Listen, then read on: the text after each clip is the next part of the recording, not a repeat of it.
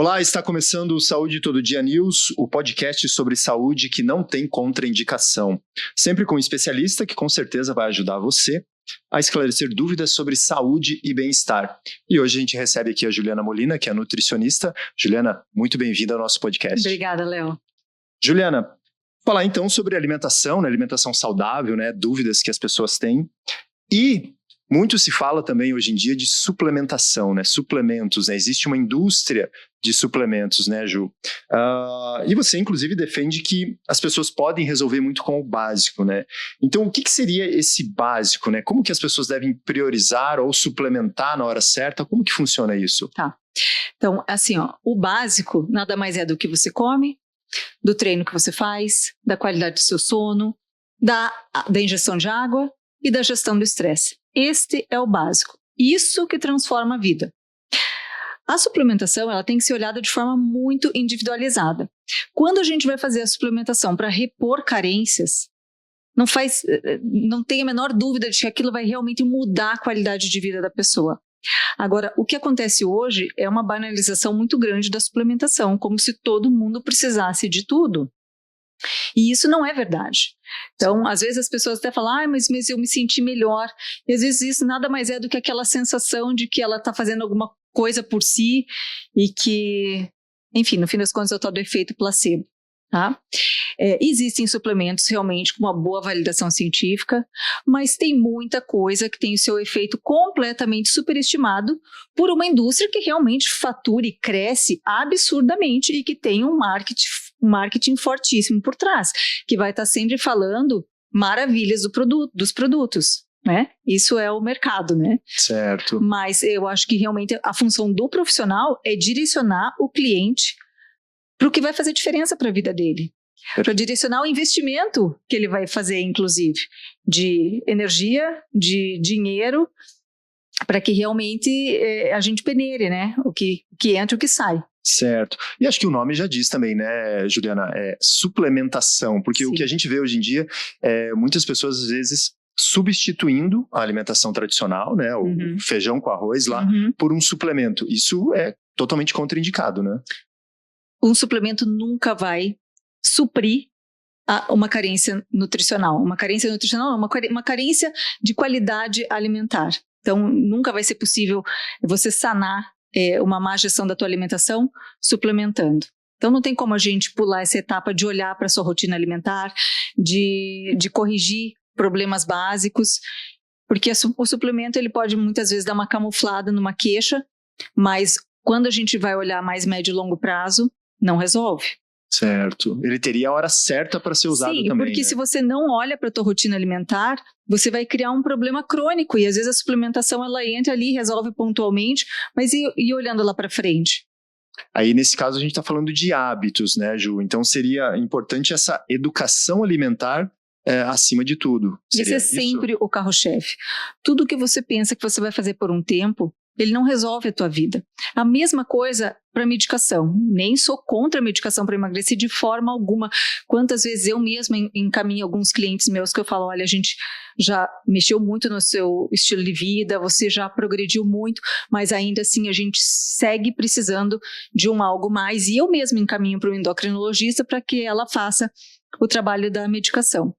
Então eu não sou contra nada disso, mas a base, o que precisa realmente estar muito bem fundamentado são os hábitos de vida, que é o que eu falei, o básico que você falou. O que é o básico? É a alimentação, é a atividade física que tem que estar cada vez mais consolidada no dia a dia das pessoas, a qualidade do sono, que também olhando num contexto geral está muito ruim, as pessoas estão dormindo cada vez menos horas e com menos qualidade e normalizando isso. Então, quando você fala que o cliente precisa dormir de 7 a 8 horas, parece que você está falando um absurdo, quando isso é normal. Isso tem que ser normal, Exato. E Ju, até falando essa questão de dormir, do sono, até que ponto a alimentação, a alimentação saudável, ela vai influenciar nesse sono bom, de qualidade? Porque hoje a gente vê muita gente dependendo, inclusive de medicação, para conseguir dormir. E daí depois para acordar a mesma coisa. Quer dizer, eu imagino que a alimentação ela tenha uma influência muito grande nessa qualidade do sono, nessa própria disposição daí no dia a dia. Seria correto afirmar isso? É um efeito direto, né? Na verdade, o nosso organismo funciona decorrente do combustível que a gente coloca para dentro. Então, a alimentação ela vai interferir de muitas formas, tanto promovendo uma digestão mais facilitada naquele momento do sono, para que você não esteja pesado, para você dormir bem, quanto fornecendo os nutrientes adequados para um equilíbrio hormonal, para que você esteja hormonalmente preparado para também uma boa noite de sono. Outra maneira que também a alimentação pode interferir, a alimentação está completamente relacionada à saúde intestinal, e a saúde intestinal também é um mediador de todo esse equilíbrio hormonal. Então, na verdade, a alimentação é a chave de tudo.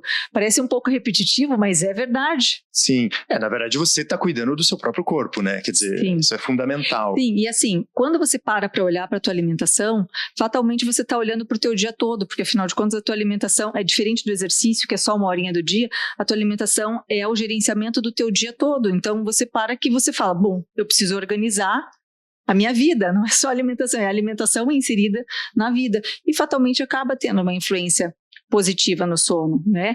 Porque assim, são os pilares da saúde, né? Então a alimentação, o treino, o sono, a hidratação, a gestão do estresse, e na verdade cada um dos pilares fortalece e facilita o outro. Então se você se alimenta bem, você treina melhor, se você treina melhor, você dorme melhor, se você dorme melhor, no dia seguinte você está mais tem mais condições de repetir todo esse ciclo de novo. Perfeito. Quer dizer, é hábito, né? Acima de tudo. É hábito. Uhum. Perfeito. E, por exemplo, essa questão de novo, né? Voltando à questão do sono. Ju, tem esse ponto de, por exemplo, o ideal é você comer tantas horas antes, né? Por exemplo, ou fazer uma alimentação não tão pesada antes de dormir, né? Por exemplo, vai numa churrascaria, meia hora depois você vai tentar dormir. Quer dizer, existe mesmo essa questão que ela acaba influenciando? Você está com o teu estômago muito cheio e a tua digestão trabalhando acelerado ali na gestão de uma alimentação exagerada, imediatamente antes de dormir, não é o melhor contexto para você ter uma boa noite de sono. A gente percebe isso claramente, né? O sono fica mais agitado, sonhos mais tumultuados. Então, isso não seria o ideal. O ideal seria fazer uma alimentação algumas horas antes de dormir, pelo menos umas 2 horas antes de dormir, para você ter esse intervalo para que você consiga ter um sono mais harmonioso. Perfeito, perfeito. Ju, e agora vamos falar então um pouquinho sobre doces, né? E principalmente esses doces fits que a gente vê aí no mercado, né? Um monte. Quer dizer, eles são aliados ou eles atrapalham nesse processo de alimentação saudável, mesmo para quem quer emagrecer ou para quem quer, de repente, ganhar um pouquinho de massa? Enfim, qual a sua visão sobre esses doces fits que estão aí no mercado? Então, assim, depende da mentalidade de quem está comendo esse doce fit. De novo, a educação, o hábito, de novo, né? É a cabeça de entender. Por exemplo, se o meu objetivo é emagrecer, eu escolho um doce fit. Muitas vezes as pessoas vão para o doce fit achando que elas podem comer à vontade. E de repente, ele não tem o açúcar, por exemplo. Mas não necessariamente é um produto de baixa caloria. E toda caloria importa no processo de emagrecimento, seja num doce com açúcar ou seja num doce sem açúcar. Então, se a pessoa está indo para um doce fit, se ela gosta daquilo e se ela está fazendo uma boa gestão da quantidade daquilo, dentro de um contexto que está organizado de alimentação, está tudo bem. Da mesma forma, eu também consigo, na dieta de alguns clientes, colocar uma pequena quantidade de doce com açúcar no dia, porque para aquela pessoa aquilo é importante. Mas eu organizo todo o contexto da alimentação para que aquele pouco de açúcar não venha comprometer o resultado. Certo. Não venha fazer mal para aquela pessoa. E está deixando ela confortável dentro daquela dieta, daquele novo padrão alimentar. Perfeito. Então, com açúcar ou sem açúcar, a gente precisa avaliar em qual contexto aquilo está inserido e em qual quantidade. Então, por exemplo, aquele docinho, às vezes, depois de uma refeição, ali um chocolatinho, alguma coisa, né? Às vezes até antes de dormir, não faz mal desde que esteja levando em conta tudo isso. Assim, depois do almoço é o horário menos nocivo para você comer uma pequena quantidade de doce. Então, se você tem uma refeição lá com um contexto super bacana, cheio de legume, ou seja, cheio de fibra, uma quantidade modesta de arroz, feijão, ou de uma batata, ou de um grão de bico, ou enfim, de outro carboidrato de qualidade, e uma carne magra, se aquilo está adequado caloricamente, e aquele docinho complementa como um agradinho aquela refeição, o impacto desse açúcar, ou seja, o pico glicêmico que de repente isso vai gerar, é atenuado pelo contexto da refeição toda. entende? Então esse seria realmente o melhor momento para você comer um pouquinho de açúcar. Agora, não adianta ir lá comer uma pizza à noite e depois ainda comer uma sobremesa. Uma pizza doce? Uma pizza doce. Não, daí seria mais prejudicial. Até porque nas últimas horas da noite é quando a gente tende a ter um pouquinho mais de resistência insulínica. Então é a hora que o teu corpo vai lidar um pouco pior com isso. Certo. Então, os estragos que a gente faz à noite, as extravagâncias noturnas, tendem a ser um pouquinho mais impactantes do que as feitas nas primeiras horas do dia. Perfeito. Que é o contrário do que as pessoas tendem a fazer. E Ju, essa questão do doce, né? Eu lembro que uma vez eu vi uma postagem sua comentando sobre, né, essa alimentação, essa educação alimentar e doce para criança, né? Eu não lembro se você comentou, eu estou fazendo uma sobremesa aqui e tal, né? Porque a criança, ela não sabe o que é doce, né? Era uma coisa mais ou menos assim.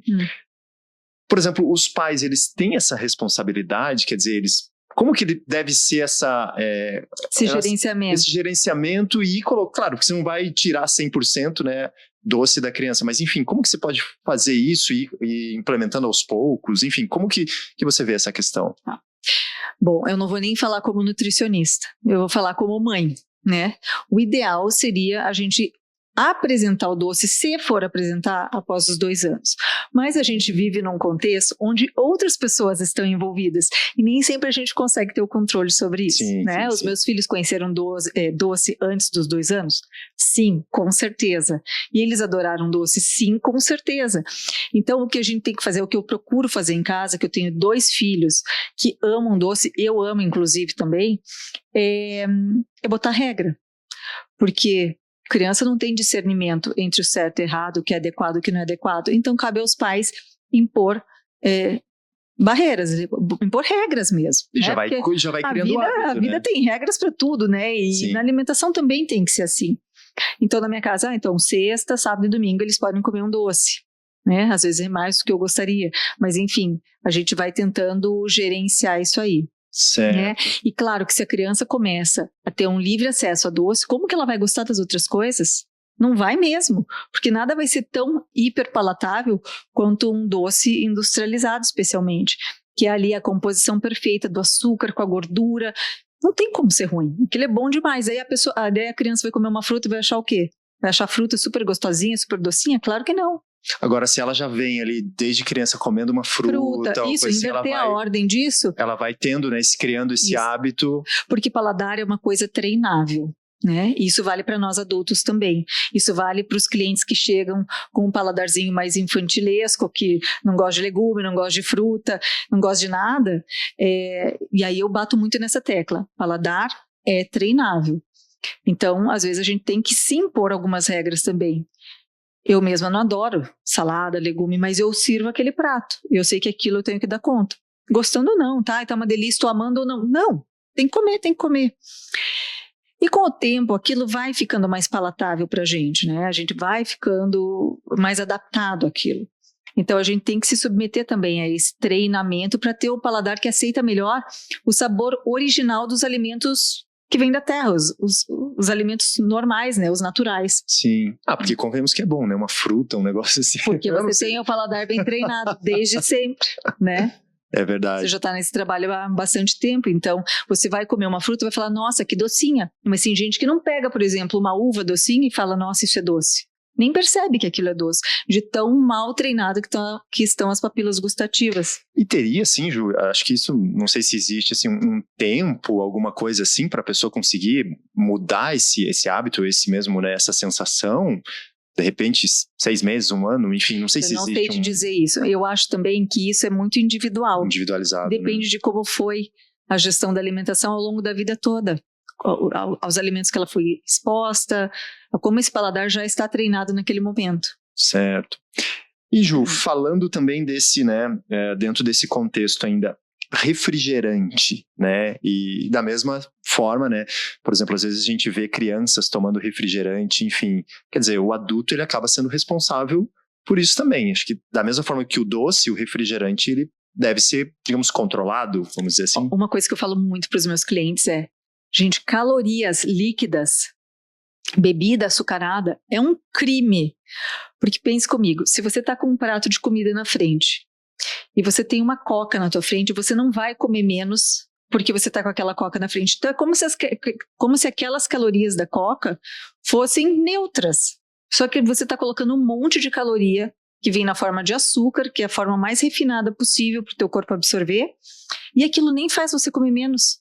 Então, se a gente pegasse aquela caloria da coca e revertesse em arroz, aquilo faria diferença. Vai ser um belo de um montante de arroz, se a gente revertesse todas as calorias de uma coca em arroz. Então, aquilo está ocupando espaço no teu estômago, você vai ter mais saciedade. Então, entende que é diferente? Que essa coisa da caloria líquida, ela entra muito fácil e, consequentemente, acaba sendo muito fácil de sobrar energia e de virar estoque, de virar gordura depositada. E depois que a gente deposita a gordura, as células da gente têm um limite de estoque de gordura, tá? Os nossos adipócitos, que são as células de gordura, elas têm um limite de armazenamento. Uma vez que a gente encha todos esses depósitos que a gente tem, essas gavetinhas que a gente tem para depositar gordura, o corpo ele vai dar um jeito de continuar armazenando. Então ele começa a multiplicar o número de células de gordura. E a má notícia é que uma vez multiplicadas essas células, elas não morrem. Então depois que você emagrece, você continua tendo mais gavetinhas. Então, o melhor dos mundos, principalmente olhando ali na época da infância, da adolescência, é a gente não deixar essas gavetinhas se multiplicarem, porque essas células não vão morrer. Perfeito. Então, essa pessoa sempre vai ter mais facilidade para voltar a engordar. Ela tem mais espaço para armazenar. Entende? Então, por exemplo, como você falou, essa questão do líquido, né, do açúcar líquido, vamos dizer assim, né, refrigerante, enfim, ele é pior até do que aquela pizza, aquele bolo. É pior.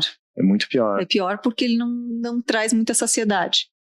Caramba, os pais aí olhando, né, tem que ficar atento a tudo isso, né? Sim, a mesma coisa, ultraprocessado de maneira geral. O que o ultraprocessado é? Ele pega as matérias-primas, refina, junta com outra matéria-prima ultra refinada, ele faz uma composição da matéria-prima, da caloria, da energia concentrada e mistura e agrega mais aromatizantes e tudo mais que deixa aquilo ultra palatável, hiper palatável, que é a combinação perfeita para o abuso. Então, além de não ser saudável, viciante, né? Além de não ser saudável, ele tem todas as características para que você queira comer cada vez mais. Então, claro que a chance daquilo te fazer engordar é muito maior, porque tem muita caloria condensada em pequenas porções e ainda é uma delícia. Então, você come muito. Diferente do que se você, por exemplo, pegar um balde de melancia. Entendeu? É muito menos caloria, você pode comer 1 quilo de melancia. Comer 1 quilo de melancia, você vai ter comido 300 calorias. Isso vai dar quantas? Duas, não vou saber de cabeça, mas vai dar o quê? 3, 4 bolachas recheadas? E a bolacha recheada, por outro lado, você come ali, você quer comer mais. Então, 3, 4 bolachas recheadas comparado a 1 quilo de melancia, entende? Então, essa questão da densidade calórica, quando a gente compara ultraprocessados com alimento in natura, é uma diferença muito agressiva. Certo. Então a gente tem que tentar ao máximo preservar nossas crianças, nossos adolescentes desses alimentos, que são justamente o que eles mais querem, né? E Ju, essa questão, muita gente fala de metabolismo, né? Até que ponto é mito, é verdade, né? O metabolismo de fulano é acelerado, do ciclano é lento, por isso que tem mais dificuldade. Enfim, existe mesmo essa questão do metabolismo, ele influencia na alimentação e tudo mais? Então assim, existe uma questão genética, isso é real. E existe a questão do meio, que é o que mais prevalece, tá? Então, geralmente a pessoa, ela acaba sendo reflexo de como ela teve os seus hábitos trabalhados. Então, por exemplo, se desde a infância ela teve uma alimentação ruim e ela teve mais tendência ao sedentarismo, essa pessoa provavelmente ela vai dizer que ela tem um metabolismo lento. Mas o que veio antes? Será que foi a questão genética? Ou será que foi o estilo de vida? Entende? Então essas duas coisas se confundem muito. Então com isso eu quero dizer que o estilo de vida é uma coisa muito impactante no metabolismo e quanto mais os anos passam, mais evidente isso vai ficando. E isso eu vejo no consultório claramente, porque geralmente as mulheres chegam, eu digo as mulheres, mas também homens, mas homens se queixam menos disso, que sentam na minha frente e falam: meu Deus, antes eu emagrecia em 1 semana e agora não é mais assim, por isso que eu tô aqui. O meu metabolismo mudou muito, mas na verdade não é nem que o metabolismo mudou, é que ela foi sendo o saldo de como ela tratou esse metabolismo ao longo dos anos. E quanto mais os anos passam, mais tempo sendo bem tratado ou maltratado esse metabolismo, entende?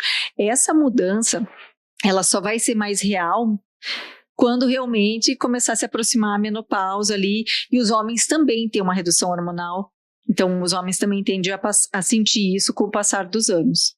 Então, quando a idade vai avançando, isso tende a fazer mais sentido, mas antes disso, não. Certo. Mas os homens, eles têm o metabolismo um pouco mais acelerado que as mulheres ou não?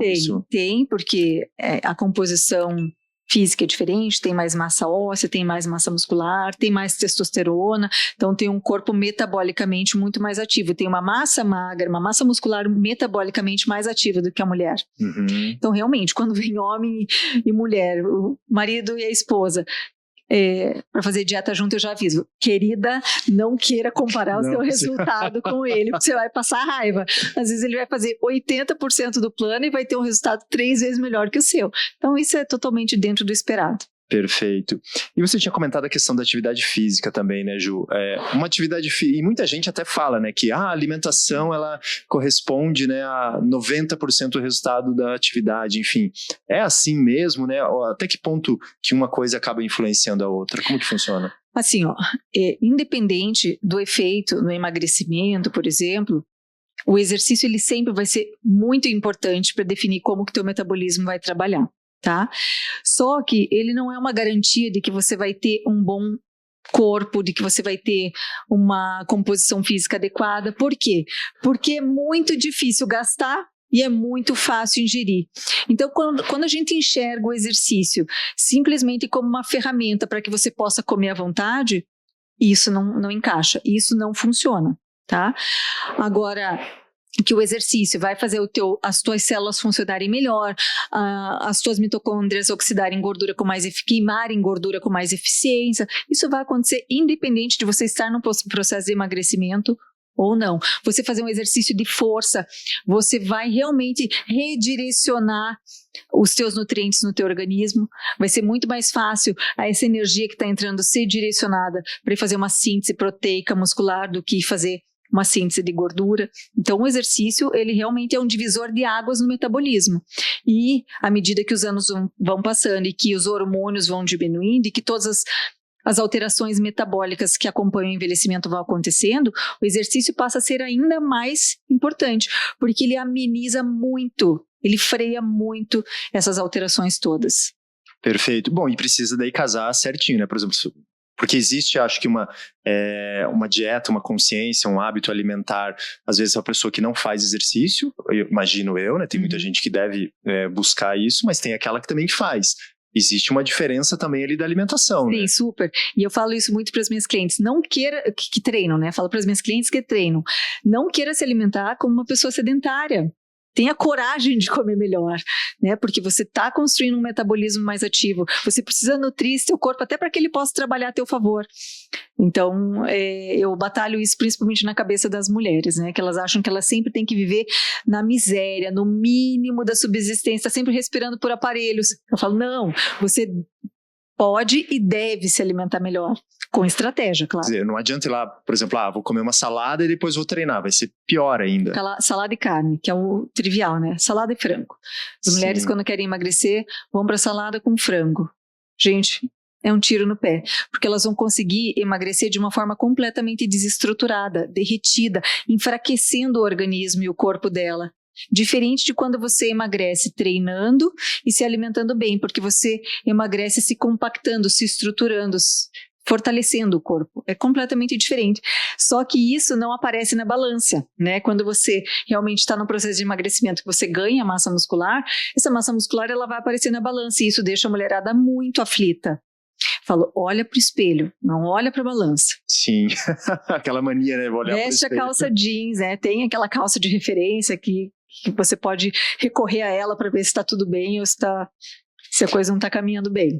E Ju, a gente sabe que, né, a gente falou muito aqui de hábito, né, de exercício físico e tudo mais, a gente sabe também que não é da noite pro dia que as pessoas vão conseguir isso, né? Para quem está começando, né, para quem quer mudar, né, esse hábito, o que você recomendaria, né, principalmente na alimentação? Quer dizer, não adianta a pessoa fazer dieta ali, ou às vezes, né, mudar ali a alimentação por uma semana e depois falar, quer saber, não dou conta disso. Quer dizer, é melhor ir aos pouquinhos, o que você recomendaria? Então, sempre realmente precisa de um ponto de partida, Às vezes eu tenho clientes que falam assim, meu Deus, eu não sei nem por onde começar. Quando as coisas estão tão desorganizadas na vida que as pessoas falam, eu não sei nem por onde começar. E realmente precisa de um ponto de partida. E eu acho que olhar para a alimentação é sempre esse ponto de partida, mas com a mentalidade do que eu preciso incluir, do que eu preciso fortalecer, do que eu preciso comer mais, em vez do que eu preciso cortar. Fica muito mais leve e mais eficiente. Então, poxa, eu preciso começar a colocar mais legume nesse meu prato. Eu preciso começar a escolher uma carne mais magra. Eu preciso comer mais frutas no meu dia, em vez do que eu preciso zerar glúten, eu preciso tirar lactose. Tipo, com focos errados, né? E que são tão difundidos hoje em dia e que não é por aí. Pelo menos não para todo mundo. Sim, quer dizer, vai começando aos pouquinhos, vai começando a substituindo ali isso. algumas refeições. Mas né? não pensando no que você precisa se privar, no que você precisa fortalecer. Perfeito. Fica muito mais leve o processo. Joia. Ju, eu acho que é isso, a gente conversou bastante aqui, falou sobre hábitos, né, sobre alimentação, acho que foi um bate-papo muito legal. Enfim, queria que você deixasse uma última mensagem, então, para quem, né, busca aí, quem está querendo falar, meu Deus, por onde eu começo, né, que você falou agora, dizer, busca uma orientação, né, de uma nutricionista, enfim, acho que seria isso, né, o primeiro passo também, né? Então, buscar orientação profissional é sempre poupar tempo e energia na vida, porque às vezes eu vejo as pessoas tentando acertar, mas tão mal direcionadas e colhendo tantas informações aleatórias aqui e ali, que elas ficam se desgastando e sapateando no lugar sem sair do lugar, entende? Isso é muito frustrante, isso acaba fazendo com que pareça que o estilo de vida saudável, que a alimentação saudável, que um corpo esteticamente legal seja uma coisa complexa demais, e não é. Então a gente precisa começar a botar, quando você vai num profissional, você coloca um filtro no ouvido e para de ouvir esses milhões de vozes que tem por aí e direciona a tua energia. É muito mais produtivo e assim, é uma paz de espírito, é saúde mental você buscar uma orientação profissional. Joia. Ju, de novo, muito obrigado. Espero você aqui outras vezes também com a gente. Valeu. E esse foi o Saúde Todo Dia News, né, o podcast sem contraindicação, sempre com profissionais que buscam aí informações saudáveis para o seu dia a dia. Muito obrigado e até a próxima.